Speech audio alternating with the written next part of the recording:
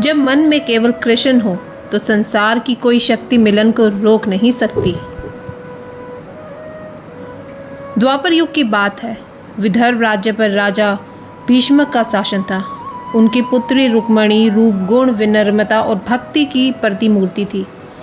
बचपन से ही उन्होंने ऋषि मुनियों से, संतों से भगवान श्री कृष्ण की महिमा सुनी थी।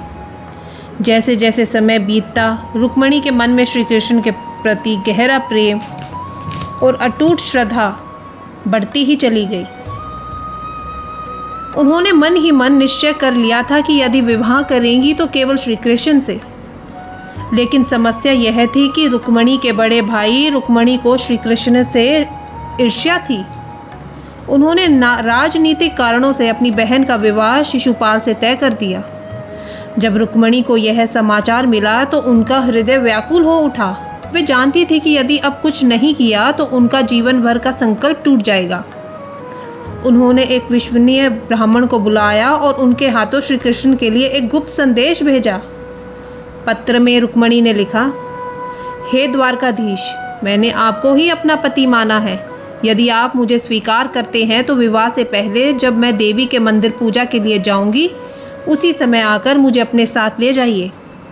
यदि आप नहीं आए तो मैं जीवन भर किसी और को अपना पति नहीं मानूंगी। ब्राह्मण कई दिनों की यात्रा करके द्वारका पहुंचे। उन्होंने श्री कृष्ण को यह पत्र सौंपा।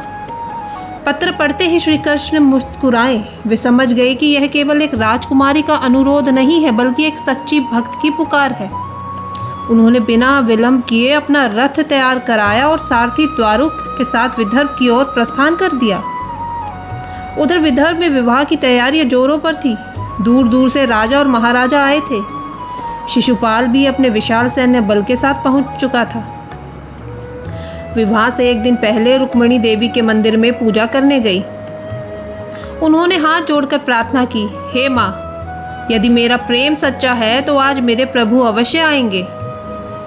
जैसे ही वे मंदिर से बाहर निकली, सामने श्री कृष्ण का दिव्य रथ खड़ा था।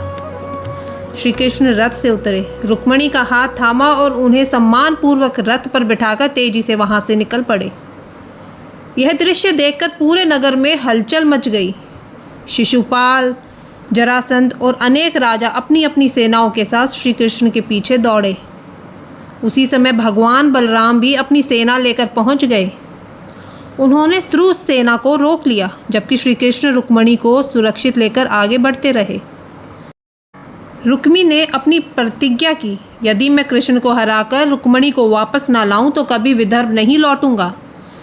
वह अकेले ही श्री कृष्ण के पीछे निकल पड़ा। कुछ दूरी पर रुक्मी ने श्री कृष्ण को युद्ध के लिए ललकारा। दोनों के बीच भयंकर युद्ध हुआ। अंत में श्री कृष्ण ने रुक्मी को पराजित कर दिया। क्रोध में वे उसे दंड देने वाले थे, लेकिन रुक्मणी ने हाथ जोड़कर कहा, प्रभु, वह मेरा बड़ा भाई है, कृपया उसका जीवन दान कर दीजिए। रुक्मणी की करुणा देखकर श्री कृष्ण ने रुक्मी का वध नहीं किया। उन्होंने उसे जीवित छोड़ दिया और उसका अहंकार समाप्त कर दिया। इसके बाद श्री कृष्ण और रुक्मणी द्वारका पहुँचे। वहाँ वैदिक मंत्रों और देवताओं की उपस्थिति में दोनों का दिव्य विवाह संपन्न हुआ। पूरे द्वारका में उत्सव मनाया गया। यह विवाह केवल दो व्यक्ति का मिलन नहीं था, पर भगवान, विश्वास और प्रेम तथा धर्म और सत्य की विजय का प्रतीक था। कथा से मिलती है हमें शिक्षा। रुक्मणी हमें सिखाती है कि सच्ची श्रद्धा और अटूट विश्वास कभी व्यर्थ नहीं जाते। यदि मन निर्मल हो, विश्वास अडिग हो, तो भगवान स्वयं अपने भक्तों की रक्षा के लिए आ जाते हैं। और श्री कृष्ण हमें यह संदेश देते हैं कि वे अपने भक्तों की पुकार अवश्य सुनते हैं। समय चाहे कितना भी कठिन क्यों ना हो, सच्ची भक्ति अंततः विजय दिलाती है। यही है रुक्मणी हरण की अमर कथा, जहाँ प्रेम, विश्वास और धर्म ने संसार को एक अनंत संदेश दिया। ओम नमो भगवते वासुदेवाय नमः।